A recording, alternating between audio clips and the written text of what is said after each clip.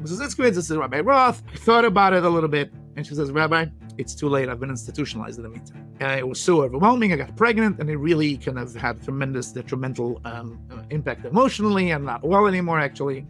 And the story goes that he was so devastated by that he really shifted his orientation towards, and I want to be sensitive on how it's articulated, towards a more responsive attitude towards a woman's needs for accommodation on these issues. Hello and welcome back to this channel. My name is Frida Weisel, and here I explore topics related to Judaism, New York City, the Hasidic community, and more. Today, I'm very glad to once again be speaking with Rabbi Ysoscher Katz. Our earlier conversation about the Satmar Rebbe sparked so many reactions that people literally stopped me in the streets to comment on it. And today, I hope we can again have a thought-provoking conversation on new topics. One subject that especially interests me is reproductive halacha, which is Jewish law around reproduction, let's say abortion, infertility, contraception, transgender subjects, sexual mores, and so on and so forth. So I'm hoping that we can have a free-flowing conversation on these issues today. Rabbi Katz grew up in Hasidic Williamsburg and left Hasidism, but remained in the Orthodox fold, albeit in the left of Orthodoxy. He served as senior rabbi of the Prospect Heights Shul and is now chair of the Talmud department at Yeshiva Chavavai Torah. Before we dive in, I want to pause for a second to share with you that this year, this channel has been pretty much entirely funded from you, the viewer. I want to thank you so much for watching and sharing and being part of this and making this very deep passion project possible. I also want to especially thank channel members who are members of the channel and for whom I pre-release episodes and I'm able to interact with on videos that haven't been yet released to a wider audience. I also recently added some merchandise to my shop with fun and funky ideas that I thought you might want to wear in a shirt, a cap, or so on, and also some of my custom-made maps, and I hope you'll check that out as well. All right, on with the program now. Hello, Rabbi Katz, and thank you so much for agreeing to once again speak with me. I have to say, our previous conversation, literally people stopped me in the streets to let me know what they thought, which I thought was a good sign. I think healthy debate and opinions that are respectfully shared, it's very helpful. I'm assuming that the overwhelming majority is respectful. I would guess that not all of it is No one threw stones at me. Some negative feedback. No one threw stones at me. Well, people have different opinions. The Satmar Rebbe is a very contentious subject, obviously, because his memory is so complicated and is so hard to tease out from all the hagiography and the stories. But that's not our subject today. Today, we're talking about a different, very difficult and complicated subject, the subject of reproductive halacha, especially in Hasidic Judaism. So I want to start by asking you if you can share what the Satmar Rebbe's stance was on birth control or any other major Hasidic leader since the Holocaust. Sure. Let me start just by saying thank you for having me. It's a very fun opportunity to talk to you, and I really enjoyed our previous video. I will only add to what you said that I do go back a lot to the community for various celebrations and stuff, and it was surprising to me the kind of feedback I've gotten. And also the amount of people have watched it. A lot of people have watched it and given me a tremendous feedback. Some people were thrilled, some people less so, but it's been an incredible experience, and it's a real privilege to talk to you and share some reflections on this really interesting topic. In terms of birth control, it's interesting that we talk about it. I don't know how much people pay attention to the halachic controversies going on in Israel. There are a dime a dozen, and every day there's another topic, but it's interesting that this is a topic that has come up literally in the last couple of days in the Israeli equivalent of modern Orthodoxy. Not to get too technical, but in the Israeli version, it's called the Dati Leumi community. And there's a huge debate precisely about this issue, about birth control. The simple answer is, what's birth control? Meaning, a traditional view, and I would say that it is not exclusively Hasidish, certainly across the board for Haredi communities, and it's probably even in the more conservative, lowercase c, modern Orthodox communities, sex and intercourse is for procreation. That's the only reason why we do. Prurvu imalutar, as God tells Adam Rishon, go forth and multiply and populate the world. So, unless there are exceptions, which we can talk about later, there is no such a thing that a Orthodox Hasidic rabbi, and again, like I said, Hasidic or Litvish for that matter, to the extent that these distinctions are relevant, would ever allow for a couple volitionally to consider birth control. Now, when I say volitionally, obviously, I mean if there are extenuating circumstances where there is, concerns of the woman's health and so on and so forth, that's a different conversation. But a priori, if a couple comes to a Hasidic Rebbe, it comes to any Hasidic Rebbe across the board, and says, we were thinking of putting off starting a family for financial reasons, for lowercase emotional reasons. We're not ready yet. It's like, no dice. What are you talking about? It's usher. And usher would be. I just want to Usher means forbidden. Yeah, but I want to stress that forbidden in this case would be hardcore forbidden, meaning it goes into these larger issues of, equivalent to masturbation, which is such an incredible sin in the Orthodox Haredi community. Spilling seed is considered, again, I don't want to overuse the word. I'm going to use it more when we talk later about abortion and everything else. But it's a lowercase murder. It's considered like the potential murder of what could potentially have become a child. So sex without procreation would be considered pretty seriously forbidden. It's very interesting that masturbation is so strictly problematic because of the issue of spilling seed, even if presumably a man's wife is already pregnant and the seed is anyway not going to be producing a child, right? Right.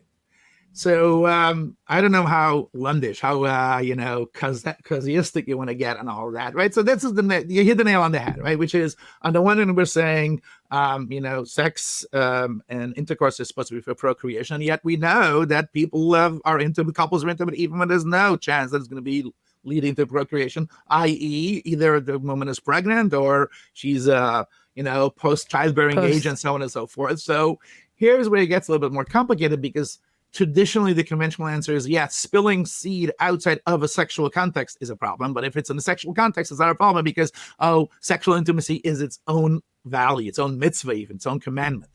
But then the question is, then why is that not sufficient for allowing birth control? They're also having sex, they're not spilling seed. But again, there's going to be always these nuanced distinctions. Well, yeah, if you are able to, if it's possible to lead to procreation and you don't allow it, then it is a problem. But if it's impossible, then it's different. I don't think you want to get into the particulars of the, Lumdish nuances, but at the end of the day, again, come up a lot in our conversation, sexuality in general is so fraught within the Hasidic context for various reasons, which I'm not sure if you want to get in right now or we can talk about it later.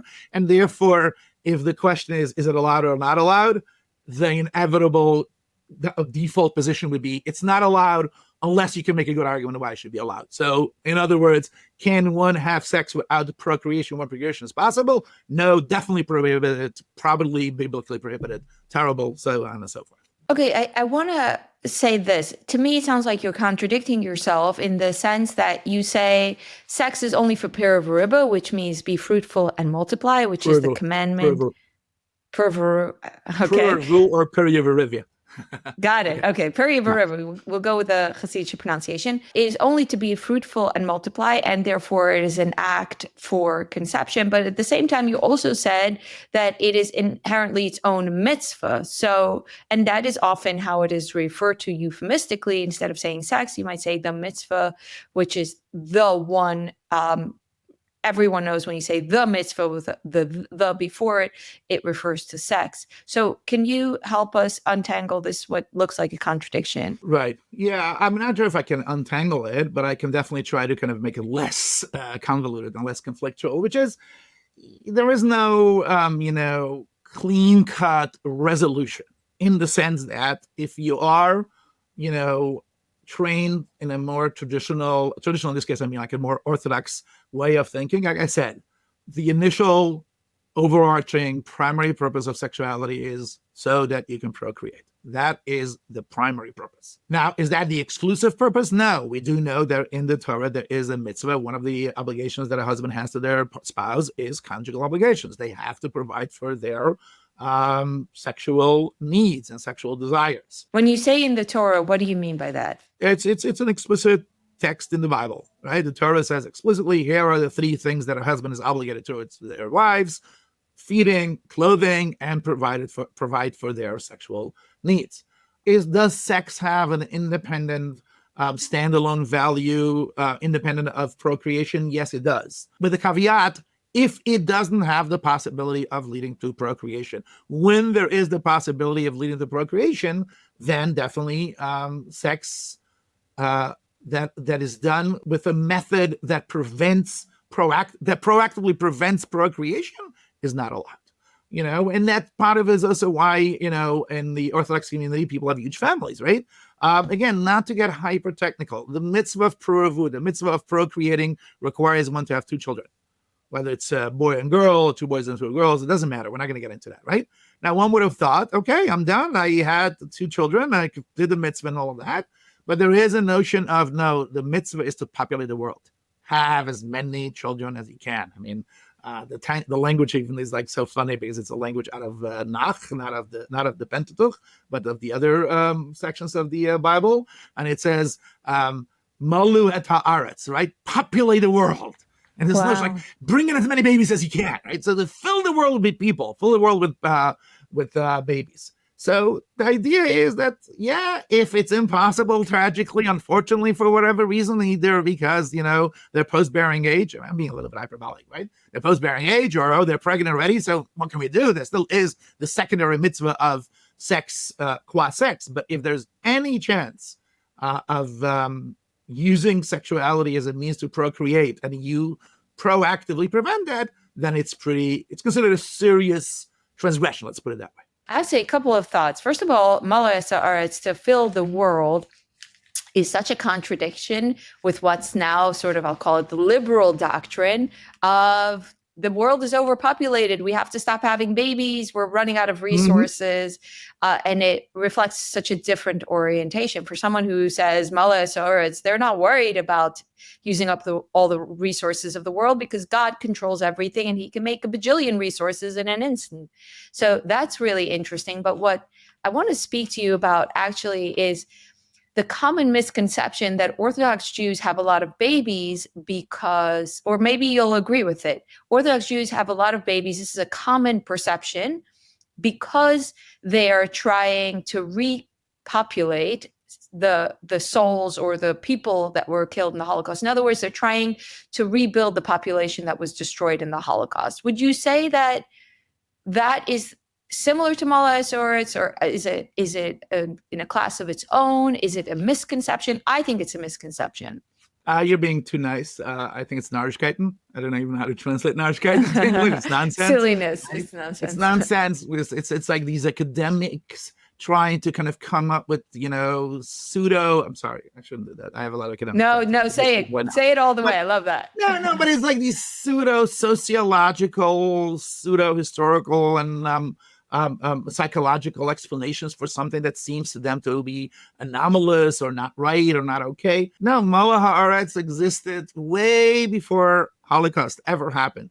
There is a notion of populating the world. And I want to come back to something that you said, which I think is incredibly profound, which is that people often wonder, why do at least some Orthodox Jews or a significant number of Haredi Jews not pay attention to a lot of the, environmental issues of overpopulation and all of that? And I think that one of the things that needs to be stressed is that the argument is theological, right? Meaning if you are a deeply religious person that believes that God really is so deeply immersed in the way the world evolves on a regular basis, if God tells me to populate the world and I'm going to do his will, his will, I was going to say, maybe gender neutral, but no, if you're talking in the Orthodox context, it's his, God is male, right? God will make sure that it works. And there's no way that a mitzvah can have a detrimental effect on the world. So it precedes the Holocaust way more. Now, the fact that perhaps historically, I don't know the data, it seems that Orthodox people are having more children than they had pre-war. That's a medical issue, the way people live longer and women are healthier and all of that. So they have bigger families than they had pre-war, but it has nothing to do because of women always could have a bunch of babies. And at some point, pre-war, at some point, a couple said, No, don't yeah, go. time for birth control. We're stopping. And then Hitler comes along and the Haredi family say, Bobby left us some birth control, but we're not using it because we have to populate the world. It's not. You're nice. Okay? Our Bobbies never had birth control and never tried any form of birth control, whether it's medical or behavioral. It's not okay. I appreciate that so much. And I just want to say a little point. This is actually a pet peeve of mine. When people see a behavior in Orthodox Judaism and they seek to explain it in a way that makes sense to them, it's bringing their own worldview onto a different society and saying they must operate like me. I do things that I have a valid explanation for, and therefore they do the same thing. But there is such a concept as a chak. There is such a concept of not understanding of the act of doing things in blind faith itself being a virtue, but also of things having so many explanations without one particular explanation. And again, to repeat my point, but I think it's important because it kind of really just elaborates on the point where you're making, is that academics in general are, uncomfortable around the theological piece. And they, in my experience, they oftentimes do not give sufficient credence, sufficient weight to the theological piece. And I think if I had to be reductionist, right, if I had to do, a Hillel kind of thing, teach me all of it on regel achat, teach me on one foot that the essence of Orthodox Judaism is the theology. Their theology is one that informs everything they do. And everything you wonder about, look first and foremost, what is the theology behind it? And that's procreation. We're here to populate the world, and God told us to do it, and God will fix the world. Back to the subject of birth control, I had an interview with a woman, Rachel Eltzur, who is a documentary filmmaker in Israel. She's Orthodox, but not Hasidic.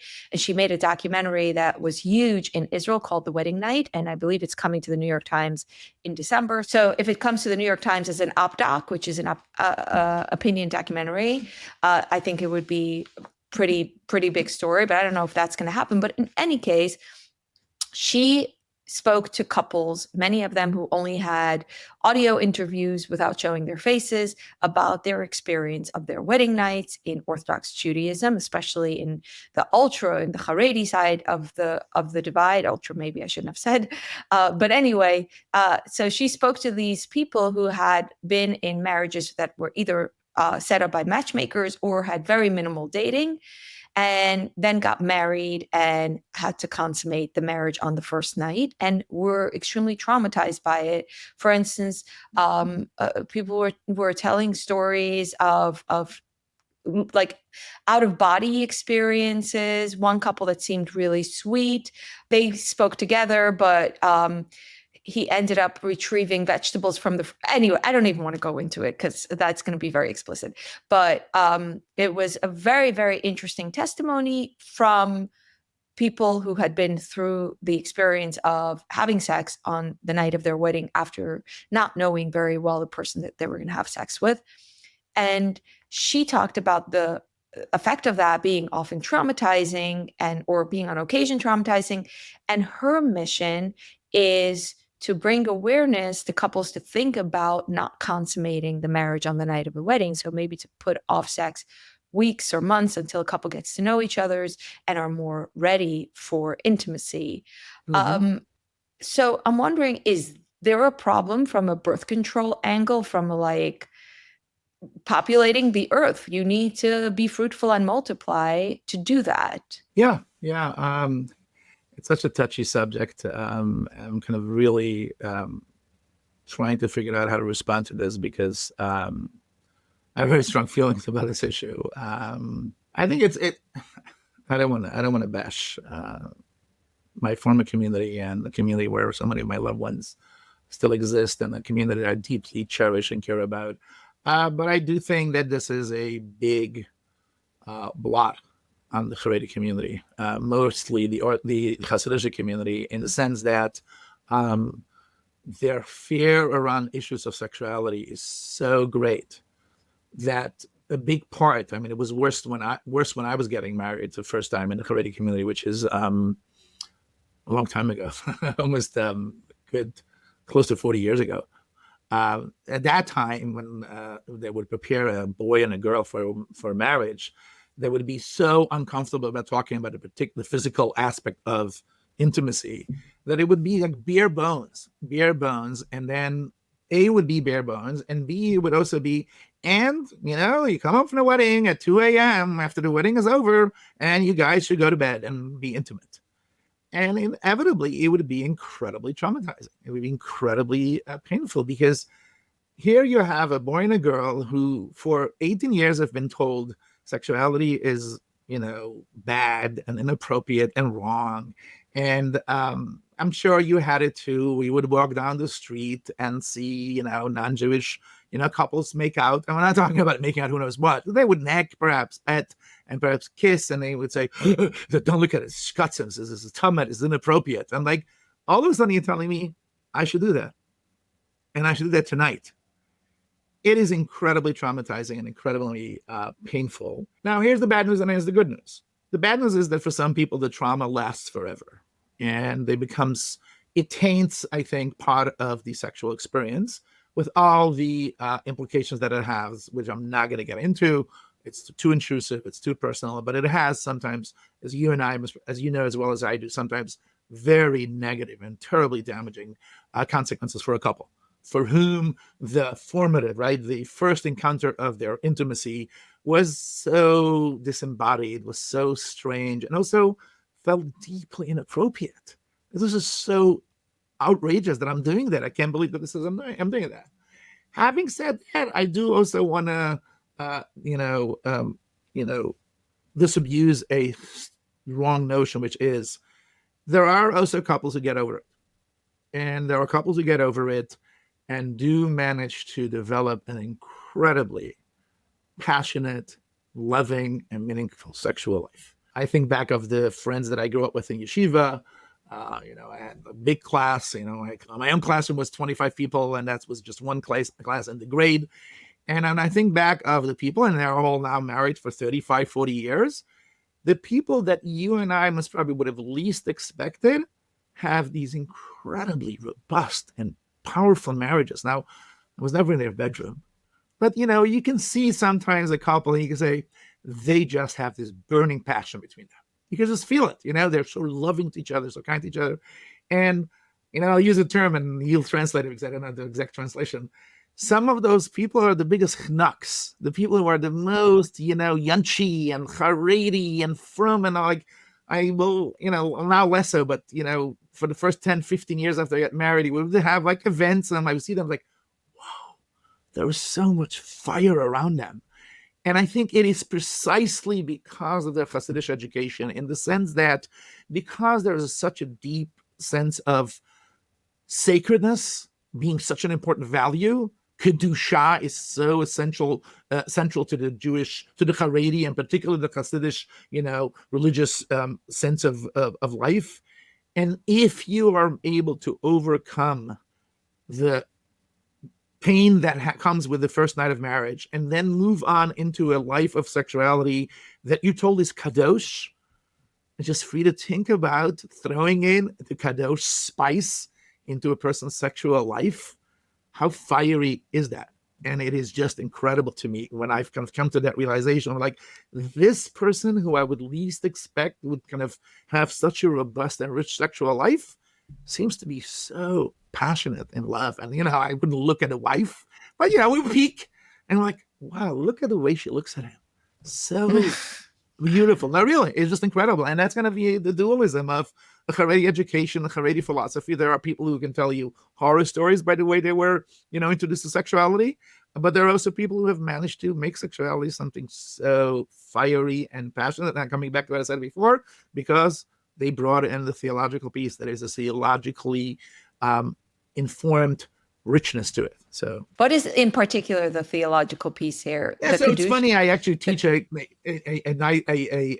adult ed class once a week on Monday nights, and we're now doing actually the tractate that discusses divorce. And I'm part of what we're doing is we're exploring kind of how the rabbis saw marriage and divorce and all of that. And I just the other night quoted from the rabbis a statement which I think is so incredibly audacious and powerful, which is Ish ve'isha, I'll translate it in a moment. Ish ve'isha Shechina shria b'nayim, right? When a man and a woman come together, the Shechina is amongst them. Now, the genius there, and I don't want to get very technical, is that it is a word play here, because the word ish, the word for man in Hebrew is ish, and the word for woman in Hebrew is isha. What they have in common is the aleph and the shin, which is ish, which is fire. And then, in addition to the aleph and the shin, which stands for fire, the man has a yud, which makes it into ish, and the woman has a hey that makes it isha. So they took the word ish and isha, said it's fire with a God in its midst. And come on, you and I know what the euphemism of fire is. They're not talking about when they cook for Shabbos. They're talking about the fiery passion of the two people who are really intimate. And they put God into the bedroom. They basically put God in the center of the intimate act, which is incredibly powerful for a chassid like myself. And then when you think of a person who lives by that ethos, right? Imagine a person who really internalized, live that. Like, okay, we're going to be together whenever we're together, husband and wife, and like the Shekhinah, the holiness is ascending on this intimate act. They're like, wow, what fire is going on there? So it's quite powerful, quite powerful. And the Shekhinah also is not the male embodiment of God, but a Kabbalistic female embodiment of God, which is a different kind of presentation of God. It's not the punitive God that we can talk punishes. for months about what you just said, right? It was a deliberate choice of the feminine and everything that comes up with feminine and femininity and emotion and the psychological versus the dictating and all that. And there's a deliberate choice, right? The aspect of the divine that is the antithesis of what we imagine of God being, the dictating, scary God. It's the soft, the tender, the loving, the intimate, the physical. It's just incredible, just incredible. And, I grew up knowing people who live by that ethos. It wasn't just an idea. That's how they imagine their intimate life. I think a part of, speaking of this two sides of the religious world, the shelteredness, the repression that can cause sexual repression, that can cause issues of trauma and an inability to acclimate to a comfortable, intimate life, which on the other hand can also lead to a theological embrace of this incredible pleasure between a couple. So there's these two sides to a coin, and it can present itself for different people with different consequences. Some people can have really good outcomes. Other people can have deeply, deeply painful outcomes. I'm thinking about one particular thing that maybe might be to the benefit to the society. And I don't know that you can talk about this at all because it would be just theorizing, but this is with regards to pornography, which I happen to have, as a feminist, quite a critical stance of. I think there's a lot of exploitation of women, and it also causes, I think, a lot of the sacredness and the beauty and the realness of sexual intimacy to be turned into this theatrics and to be over like consumed. Of course, it can become an addiction. So I'm wondering to which degree also the kedusha, the holiness, the obsession with keeping away actually produces for people an ability to refrain from pornography. Meaning, do you think there's a higher rate of people who don't watch porn in this population? Right. Yeah. I mean, I don't How know do the we data. know? Yeah, exactly. I mean, I don't know the data, and it would be silly to guess and speculate, and it's probably inappropriate and outrageous. I will say once again, there's a dualism though, because just to elaborate a little bit further on what I mentioned before, but vis-a-vis pornography is yes and no. There are some for whom there's no thought, no havamina, no thought even that they would pursue pornography, right? I remember that one of the kind of hugely / halachically, legally creative lines that I heard growing up is that, I'll say it in the halachic terms and I'll explain it, is that, being alone in a room with a cell phone is yichud. What it means is, right, that in halacha there is this notion that a man and a woman who is not related cannot be alone in a room because there's always the sexual tension that could potentially lead to who knows what. So there are those who say being alone with a cell phone is a variation on this theme of being alone with a woman that can lead you to temptation, which I think is so creative and so kind of insightful in terms of the way they see the world. And then once you kind of superimpose a legal term on the cell phone, I'm like, oh, I get it. Yeah, I can be with with my office worker alone for 3 hours in the room because it can lead to who knows what. So a cell phone also is a portal to so many potentially terrible things. And there are people who live by that ethos and really just have very high sexual mores. But the flip side, I wasn't sure if we want to get into that, but since you did bring it up, is that for those for whom it doesn't work, who then come to the wedding night thinking, wow, I was told all my life that this is terrible, this is outrageous, and now you're telling me to do it anyway. I'm living a life of sin. Well, is it really so much different from having sex with my wife, which is sinful, and then go and pursue pornography, or even worse, right? It becomes a sinfulness on a continuum. And therefore, again, I don't want to say numbers, but there is the potential of the Haredi, in particular Hasidic sexual ethos, which is much stricter than the non-Hasidic ethos. And it's, oh my gosh, it's terrible, it's such a sin, and you're having sex and all of that, that it could very easily, and I don't know numbers, but I do know individual cases of people like, I mean, yesterday I had sex with my wife and it was not okay. And okay, so I mean, tomorrow I'm going to, I don't know, some massage or something, whatever. So there is sadly a segment within the Haredi community, and I don't want to be, bad mouthing them. Let me put it this way: the way the Hasidic community thinks about sex could often lead to incredible perversive thoughts about what it means to be sexual. Let's put it that way. Yeah, when I see these like prohibitions against men and women being together in a room, about the family gathering and men and women laughing together, I can feel sexual tension. I don't know if outsiders can feel it as well. I feel this like excitement, like it's almost like titillating to me. And I think that kind of like simmering sexual excitement can become so like poisonous when it doesn't have a release, and it can continue to percolate. Right. Right. I will say, can I just say one last thing about this? I know yes. I want to move on, but since you mentioned that, that's something that triggered in me, which I've oftentimes noticed, is that, part of the sexual ethos is, the woman's body has to be covered from head to toe, because it's all sexualized.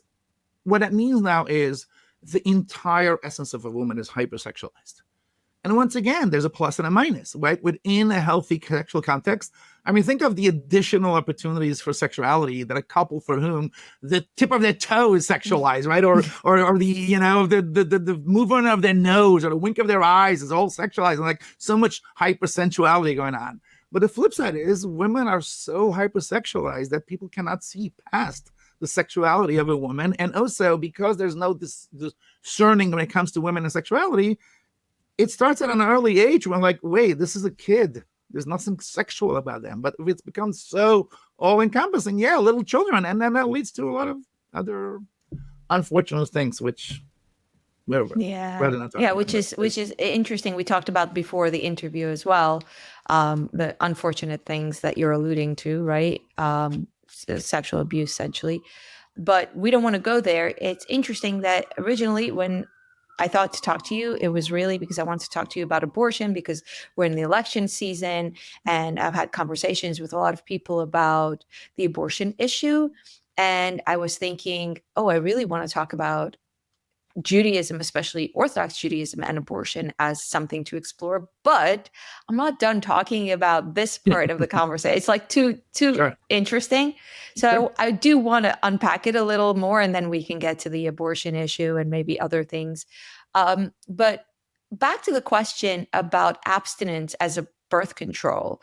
Some couples might practice abstinence before they are ready to be fully intimate, meaning they might slowly want to escalate their degrees of physical touch until they have sex. Or maybe abstinence as a couple that has a dead bedroom, that is no longer has an active sexual life, maybe because their marriage is not okay. In either of these circumstances, are there halachic issues with that? Are there, for let's say an Orthodox Jewish couple, this is something I'm interested in, that no longer wants to be intimate with each other, are they then still obligated to? Yeah, so that's another big one. I mean, yes and no. If you would have asked, I mean, I guess. Let me preface this with a quick, spiel. I often tell people that when people talk about, ultra-Orthodoxy or whatever term we want to use, and modern Orthodoxy, I'm like, that's a misnomer. It's a misnomer because I don't believe that there is ultra and there's modern.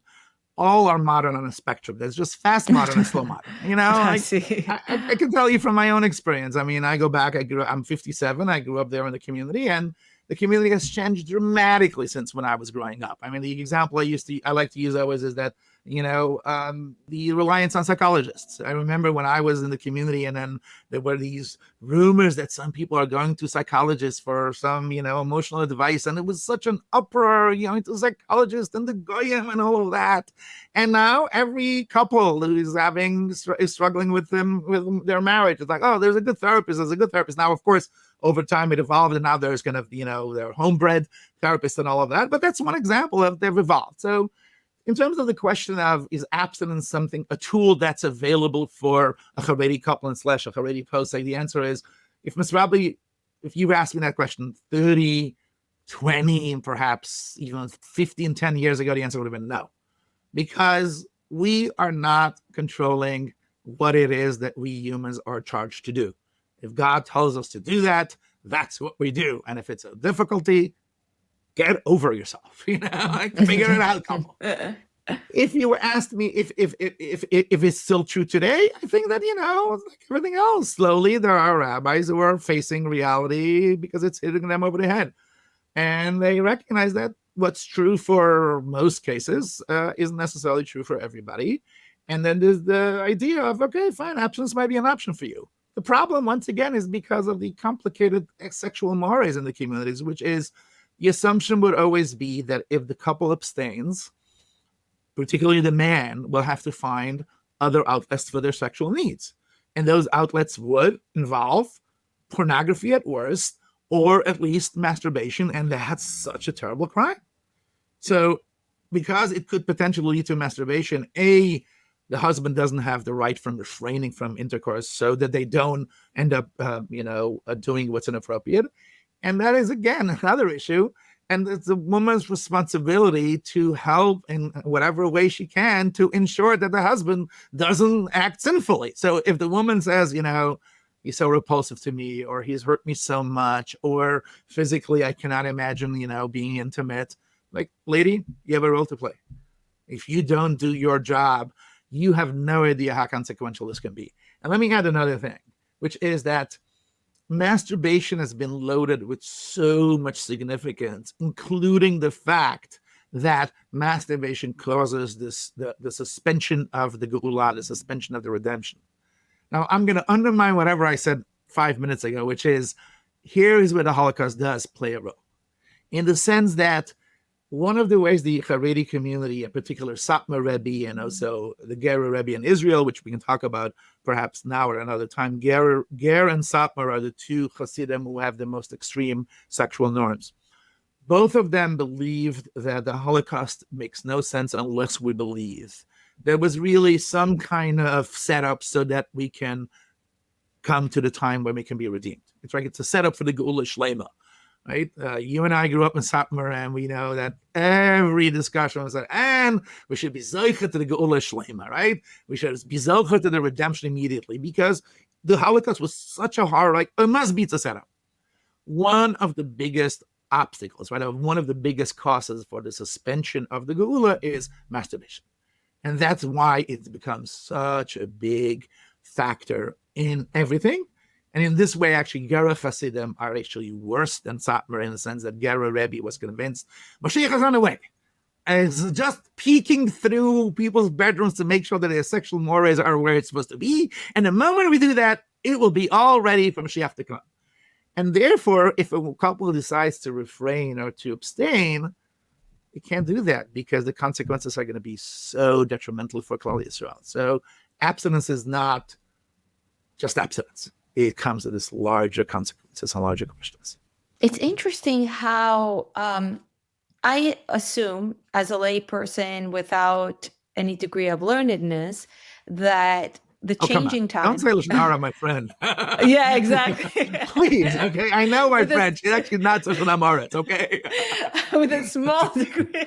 Okay, fine. Let's be nice to me. Exactly. Scratch that. As a layperson, without comment on my learnedness. Right. Exactly. No evaluations. Yes. I assume it's interesting that you talk about the modernization, which I find really interesting because I'm interested in charting changes.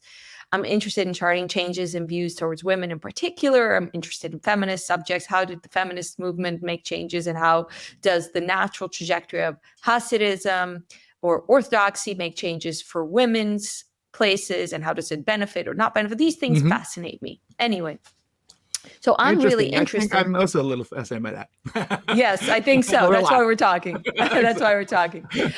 So I have been really interested. What was I going to say? We were going to talk about, I know what we were going to talk about, in the modernization of this community. Yep. So as a part of the modernization, I can see that more couples would feel comfortable making the decision, or even women by themselves, to use birth control without the dispensation of approval from a rabbi. I can imagine that that's happening with more people who are born into the community, learning about birth control and making independently the decision.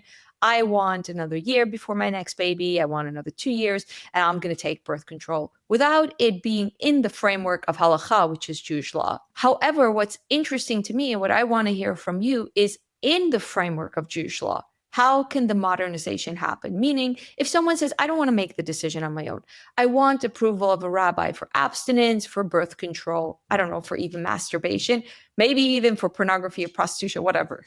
Let's imagine the scope. Let's not carry it away.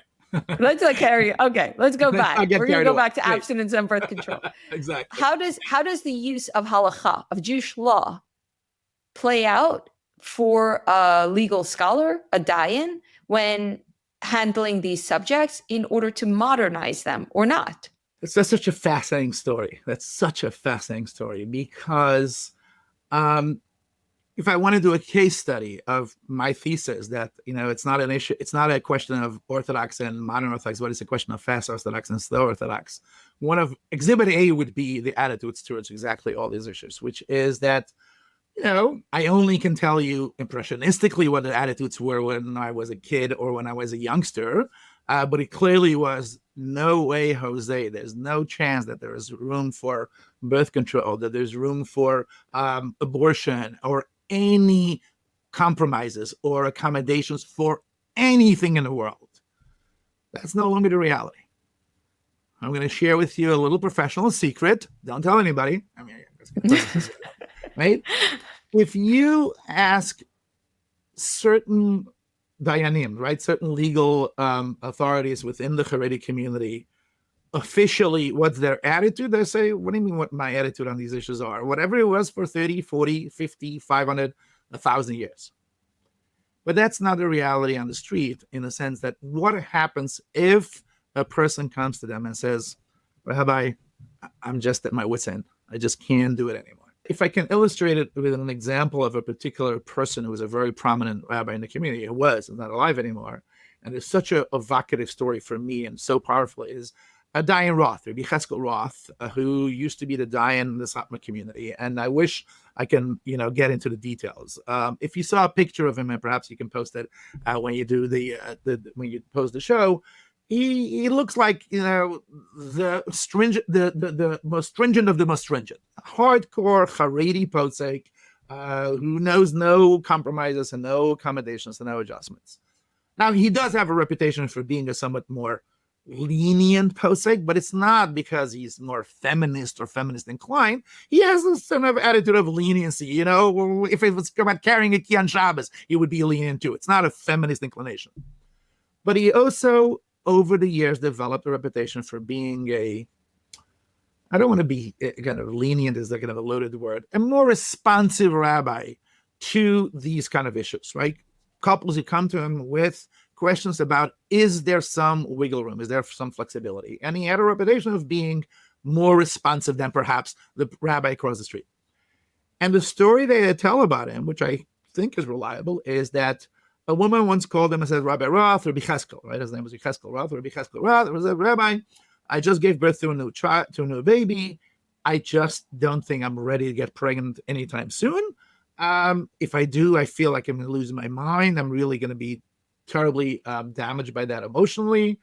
Is there a way for me to consider the possibility of birth control just for a few months? I just need to kind of get myself together. I'm trying to get emotional. I get so emotional with the story. And the story goes that he said to her, give me a couple of weeks. Let me just think about it. I'll get back to you soon, which is a typical thing for a rabbi. Sometimes when it's not, a yes or no question, like, let me think about it. Very normal. He thinks about it for a couple of weeks, and then he kind of has a phone number, and he calls her up, says, hi, let's call her Mrs. Itzkowitz. I don't know what her name is. Mrs. Itzkowitz, this is Rabbi Roth. I thought about it a little bit. And she says, Rabbi, it's too late. I've been institutionalized in the meantime. And it was so overwhelming. I got pregnant, and it really kind of had a tremendous detrimental impact emotionally. I'm not well anymore, actually. And the story goes that he was so devastated by that he really shifted his orientation towards, and I want to be sensitive on how it's articulated, towards a more responsive attitude towards a woman's needs for accommodation on these issues.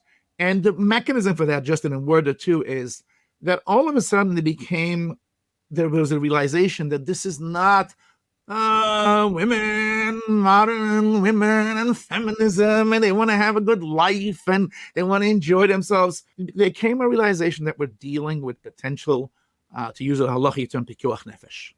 It could cause tremendous it's a life at physical risk. And life at risk. Oh, thank you. I was looking for that, right? Pikuach nefesh is a legal term which normally is describing people who are at physical risk. But I think what Rav Roth also did is something that happened in large part in the last 34 years, is that a realization that even though the halachic category is a life at risk, i.e. they can die, it could very well be that a person can be dead while alive. It could be that a person would die emotionally, would really lose any way of functioning properly, while they might be physically alive. And that carries significant weight. And that's a trend within the Haredi community. I think Rav Roth is a pioneer on this. Rav Ysoscher Roth is not alive anymore for many years, but he has a lot of people who have kind of trained by him and people who follow his path. And that's becoming more and more of a normal thing for rabbis to take into consideration, that when women come to them, or even husbands come to them and say, Rabbi, I can't do this. It's not flippancy. It's not, a laxity. It's not, outside influences. They're dealing with real life and death issues, and nobody wants to take a risk. It's been incredible to kind of talk to rabbinic colleagues within the community, and see the level of sensitivity that happens, as they say in Israel, and translate mitachal hashetach, right, beneath the surface. Nobody's going to write, a response and kind of make a public announcement, because there are norms, there are standards, there are cultural considerations. But never judge a book by its cover. Never judge a Haredi community by what the rabbi tells you in public. What goes on behind the scenes is incredibly impressive and powerful. And this is just one example, and I can tell you 25 other examples in completely different arenas, where there's a realization that life is complex, life is hard, life is difficult, and rabbis need to respond to that. And it is, I have to say, just a thrill for me to have the privilege of still maintain a connection with a lot of my rabbinic colleagues within the community. And I'm in awe of them. I'm in awe of them because precisely of the fact that it's not driven by external secondary influences, right? It's not feminism that drives them or other things. It's a real humanity that these rabbis really have, in spite of what other people might tell you. There's a deep-seated sense of sensitivity, care, and love for people that forces them to go into arenas that they're not comfortable. I don't think it was comfortable for Rabbi Ysoscher Roth to become more lenient on these issues, but he pushed himself because a woman broke his heart. He thought, I need to be responsive to the next woman that calls me. And it's incredible. It's incredible. I have so many feelings on all of this, but I think something that's important to bring up here is an explanation of the role of a posek or a dayan in Orthodox Judaism. A lot of people think that the rabbi is this puppeteer that controls his disciples, and that people kind of live their lives based on the rabbi's whims. And something like this conversation can more confuse the matter, because it's like, look, people go for their most intimate questions to the rabbi, but the role of a posek and a dayan is only to dispense rulings on halachic questions. Maybe you can add to explain the role of a legal expert and how it's different from, let's say, the grand rabbi of Satmar or Right. Ger or so Right, on. right. I have to tell you, I'm going to answer your question with a story, a funny story that I love, which is that years ago we were sitting once in shul on a Shabbos morning, and this elderly person who, the Yiddish expression, "Yid von der alte Zeit," and the person kind of lived in Europe pre-war, and traditionally you would regale people with all these cool, fun stories. And then we were sitting there in shul, and he's telling us all these stories about a couple who was having this problem and it came to the Rebbe, and a couple who had another problem and came to the Rebbe, and the Rebbe did this and the Rebbe did that, and it solved the problem and all of that. And at some point, he kind of notices that we're all kind of smirking, like, yeah, the Rebbe solved all the problems in the world. Yeah.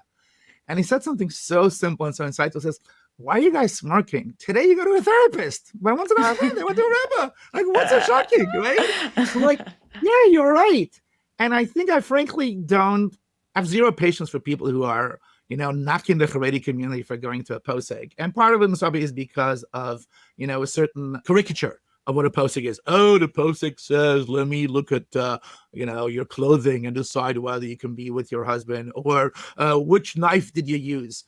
A good posek, and there are so many of them, are anytime as good as your best therapist.